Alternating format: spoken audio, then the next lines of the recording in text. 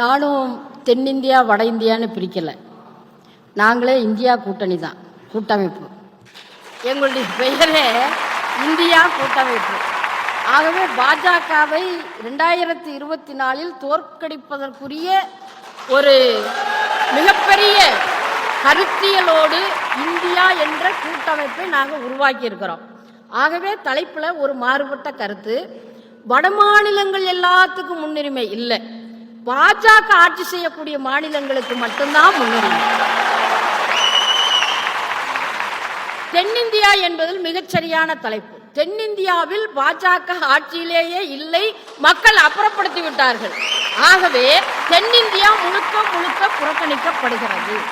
பாஜக ஆட்சி செய்யக்கூடிய மாநிலங்களுக்கு முன்னுரிமை மட்டுமல்ல, அதிக கூடுதலான கவனத்தை, நிதியை, எல்லாத்தையும் அங்கதான் செலுத்துது.